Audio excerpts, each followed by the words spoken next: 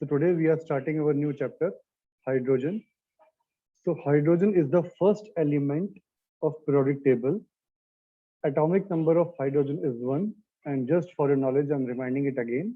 Atomic number means number of proton. Class 9th, yaad aayi? Atomic number means number of proton. Symbol of hydrogen is capital H. Electronic configuration is 1s1. Number of electron is 1. So if I say proton is 1, electron is 1, and number of neutron is 0. There is no neutron. And mass number is equal to 1. So these are the basic properties for hydrogen that we need to remember. Atomic number is 1. Mass number is 1, number of proton 1, electron 1, and neutron is 0. Clear? Atomic weight is 1.00784. No need to remember this 1.00784. Then take it as a 1 only. Okay. And this hydrogen chapter plus redox chapter, these both two chapters are of 5 marks as per the new NCERT new syllabus given by CBSE. I will just share with you guys. You can see this. As per them, redox and hydrogen, they are of 4 lectures and total 5 marks. Okay. So what I think hydrogen will carry not more than 2 marks and this redox will be of 3 marks. So 3 plus 2 will be the ideal condition. Maximally, it will be like this. Okay. Clear? Okay, then. Okay, now we will move towards this. Okay, now focus it carefully. Now, group 1 elements are known as alkali metals and group 17 are known as halogen metals that we have studied in our chapter periodic classification. Fine. Metals are those which have a tendency to lose electron. That is, they lose electron and convert itself into a electropositive species. For example, I can say sodium. Sodium lose electron and convert itself into Na positive plus. It will give electron. So this is a metal and this is electropositive in nature and they have a tendency to lose electron. A non-metal has a tendency to gain electron. For example, chlorine, it gains electron and convert itself into Cl negative. So in this way, we can say that non-metal has a tendency to gain electron. Now we will study about hydrogen. Hydrogen, it always exists in the form of H2. It will never exist in their atomic form, that is simple H. Hydrogen, if you take that word hydrogen, then hydro means water and gen means producer. So we can say that it is a water producer, जो water को produce करता है. That is hydrogen, that is water producer. This H2 is known as dihydrogen because of its molecularity 2. The molecularity of dihydrogen is 2, that's why it is dihydrogen. The molecularity of hydrogen is 2, that's why it is known as dihydrogen. Now, these two scientists' names are important. Discovered by Henry Cavendish and it is proposed by Lozervier. So these two scientists' names, you need to remember them. It is the first element in the periodic table. All of you know that. Now, it resembles with both group 1 and group 17 elements. That is the what important part that we have to remember, that hydrogen resembles with group 1 as well as group 17 elements. That's why it is known as rogue element, that it has both the properties. It has the property of group 1 and group 17, and it is also having some different properties from group 1 and group 17 also. Okay, now first of all, we will study about resemblance of hydrogen, hydrogen resemblance with alkali metals or group 1 elements. Now in group 1, we have elements hydrogen, lithium, sodium, potassium, rubidium, and cesium. And in group 17, we have elements fluorine, chlorine, bromine, iodine. So Astatine, and these there are also elements, but we need to remember only these elements: chlorine, chlorine, bromine, iodine. Now, first of all, we will see how hydrogen resemblance with alkali. Hydrogen alkali की तरह कैसे है? What is the similarity between hydrogen and alkali? That is group 1 element. All have one electron in their valence shell, or you can say outermost shell. Group 1 element will have one electron in their outermost shell, like lithium, 2 and 1 electron. Hydrogen is a 1 electron. Sodium, 2, 8, 1. Last shell 1 electron, last shell 1 electron. So in this way, we can say that hydrogen and group 1 element both are linked together, as they have only 1 electron in their outermost shell. Now we will study about oxidation state. Now, oxidation number or oxidation state is the same thing. It means that whenever that it is a residual charge on a particular element when all the other elements bonded to it are removed. We will study this oxidation state in coming chapter, that is redox reaction. उसमें हम लोग खूब अच्छे से इसको पढ़ेंगे. But for now, just remember that oxidation state of group 1 element and hydrogen both are +1. For example, अगर हम देखते हैं HCl, इस केस में oxidation number of hydrogen is +1, and if we compare NaCl, in this case also oxidation number of sodium is +1. So hydrogen resemblance is there with group 1 element in terms of oxidation number. Clear? चलिए अब देखते हैं third point, combination with electronegative atom. Now, जैसे alkali metals, like alkali metals, hydrogen can also combine with electronegative atom. Now, like NaCl, sodium group 1 element combines with this electronegative element chlorine. In this way, hydrogen also combines with electronegative element chlorine. Clear? Got it? Any doubt? Okay. Now, reducing agent. Hydrogen can behave as a reducing agent like alkali metals. Hydrogen also acts as a reducing agent like alkali metals. Hydrogen is a reducing agent. How we can show that hydrogen is a reducing agent? Remember this reaction of class 10th. CuO plus H2 gives you Cu plus H2O. Now in this case, hydrogen takes oxygen from copper oxide and convert itself into H2O. This is CuO plus H2. In this case, this H2 reacts with oxygen and forms H2O, and we have copper there. This shows the reduction part of the CuO. Got it clear? Any doubt? Now we will study about the resemblance with group 17 element. Require one electron to fill its outermost shell. Fluorine, chlorine, bromine all require only one electron to fill its outermost shell. For example, you can see for chlorine it is 287. It requires only one electron. Hydrogen, it requires only one electron to fill its outermost shell. In this way, hydrogen and halogens are similar to each other. Now, oxidation number is negative. Oxidation number when it is with now, okay, oxidation, hydrogen can show -1 oxidation number also when it is with metals. When hydrogen is with metals, it will show oxidation number of -1.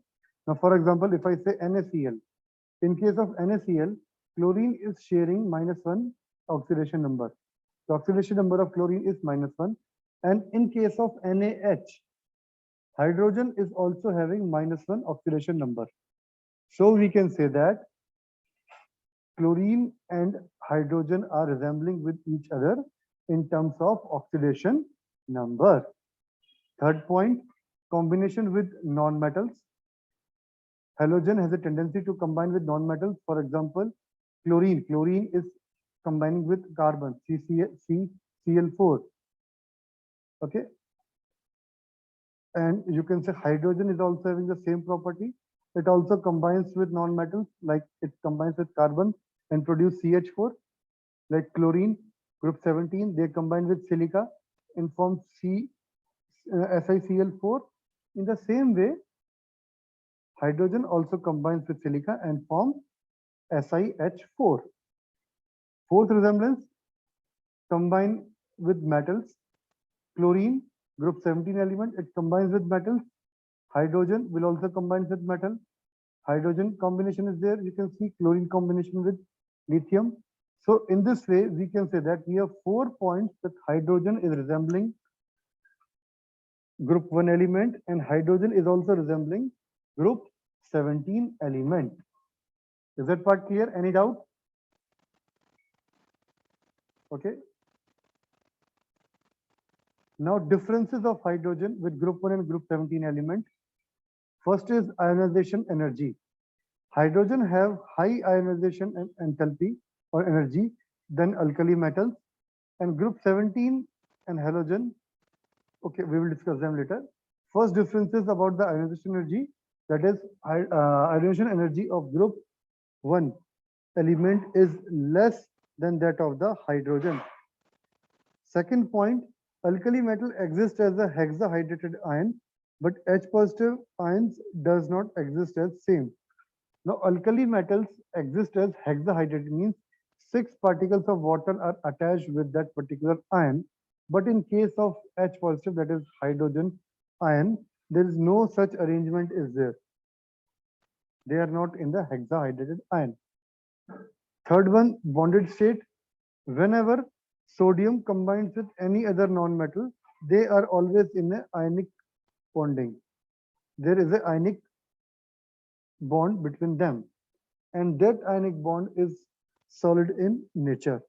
But in the case of hydrogen, it combines with non-metal in form of a covalent bond, and they all are gaseous in nature. So this is the difference between hydrogen and chlorine. Now we will hydrogen and group 1 element, not chlorine, hydrogen and group 1 element. Now we will see the difference between hydrogen and group halogen and hydrogen. First one, hydrogen have a less tendency to form hydride, but halogen have a high tendency to react with metals.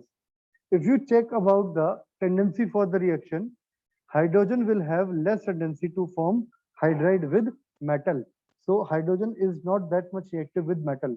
But chlorine, fluorine, bromine, group 17 elements are very reactive for metal, that they are very much pretty much reactive for metals. Second point, lone pair. Lone pair or unshared electron are not present in hydrogen. So no lone pair or unshared electron are present in hydrogen, but halogen, it has 3 lone pair. You can see 1, 2, 3, 4, 5, 6. 6 electrons are there. It means 3 lone pair are there on chlorine. So group 17 element has lone pair, but hydrogen do not have any lone pair.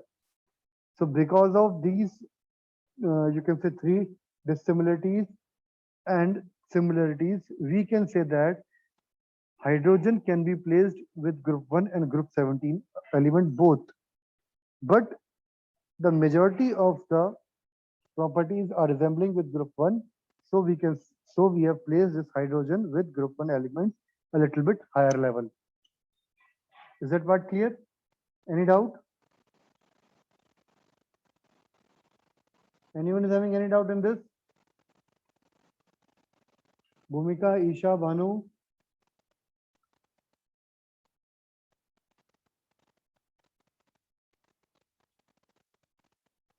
Okay. Then isotope. Now isotope, I think you remember, isotopes are the group of atoms having same atomic number but different mass number. So isotope is a group of atoms with same atomic number but different mass number. And by different mass number, we mean that different number of neutrons. So neutron number is different in case of isotope. Okay. Now hydrogen is having 3 isotopes: protium, deuterium, tritium. Protium is also known as hydrogen simply. Atomic number 1, proton 1, electron 1, neutron is 0. Deuterium D, denoted by capital D, known as heavy hydrogen. H21 or D21 is known as heavy water. Now, if D2O is there, it is known as heavy water, deuterium oxide. And the last, okay, deuterium mass number is 2, atomic number is 1, proton 1, electron 1, and neutron 1. Tritium, it's a radioactive element, and tritium when reacts with oxygen and it forms tritium oxide. This tritium oxide is radioactive in nature. Now it is 3H1, atomic number 1, mass number 3, 1 proton, 1 electron, and 2 neutron, and it is radioactive in nature. So these are the 3 isotopes of hydrogen: protium, deuterium, and tritium. Now isotopic effect.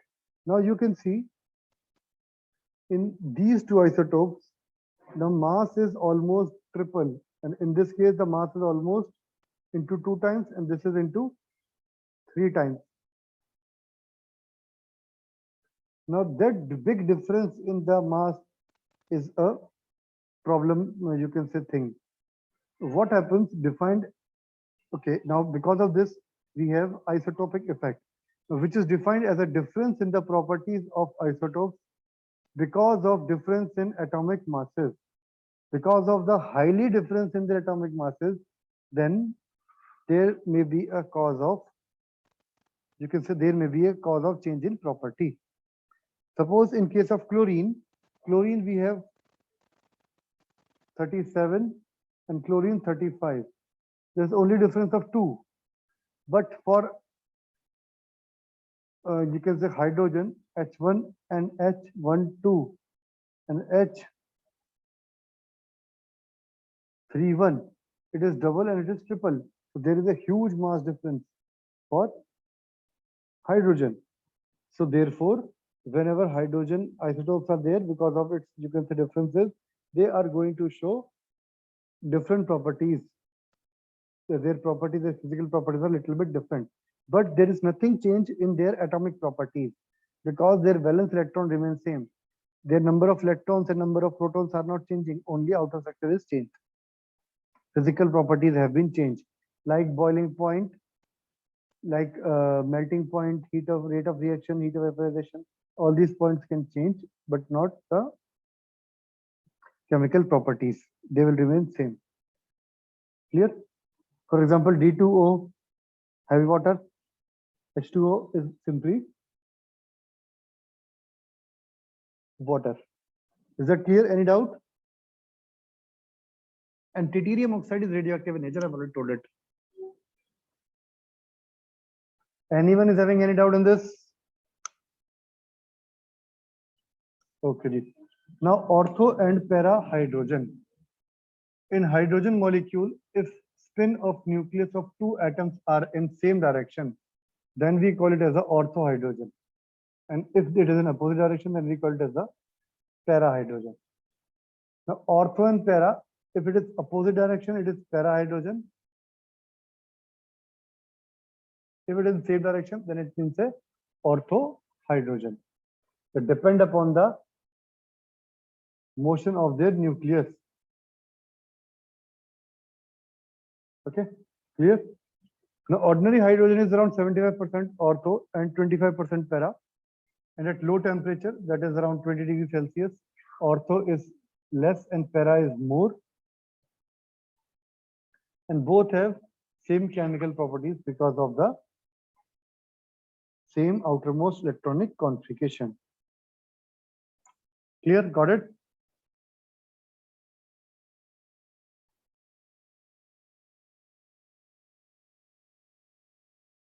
Any doubt?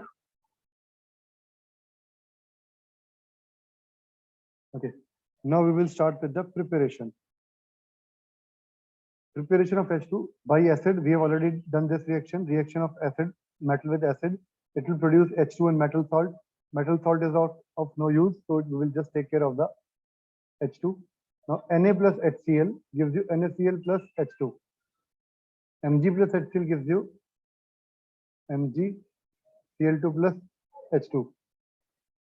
Zinc plus H2SO4 gives you zinc sulfate plus H2. So all these reactions you can clearly see hydrogen is produced by metals. Sometimes active metals, these should be active. Sodium reacts with water and it forms NaOH plus half H2. Mg plus water gives you MgO plus H2. Yes. So there are different elements. When react with water, they can produce hydrogen gas. Now, alkali action on metal. So whenever metal reacts with base, only aluminium and zinc will react. So in aluminium zincate is formed. In aluminium, sodium aluminate is formed, and if zinc is used, it will form sodium zincate. And the last point is electrolysis. Whenever electrolysis of water takes place, it breaks down into H2 and O2. That is hydrogen and oxygen. Clear? Any doubt? Isha, Banu, Bhumika, any doubt?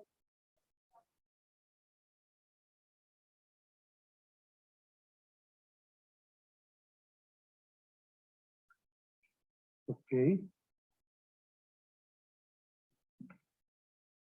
Now remember this point, electrolysis one.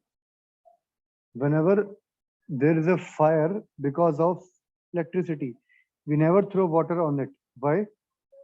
Because we all know electricity is a good conductor, it may cause current, but the basic reason is that distilled water, if you are throwing distilled water, it won't affect, because distilled water on electrolysis convert itself into H2 and O2, and whenever this H2O increases, it will give you a H2 plus O2, and whenever this H2 increases, it will give a blast because it is very flammable.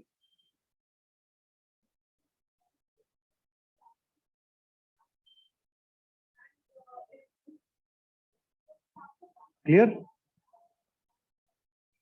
Okay, now manufacturing of hydrogen in plants. The first one is the Lane's process. Now, steam is passed over hot iron to produce H2 gas. So we'll take a hot iron, and over this iron, steam is passed. It will convert into Fe3O4, and we get 4 molecules of H2. That is hydrogen gas. Now this Fe3O4 is again can be converted into Fe by electrical action. If there is any, you can say iron reaction is there, then it reacts with H2 and carbon monoxide and forms iron and water and carbon monoxide. Then the next reaction is by the Bosch process.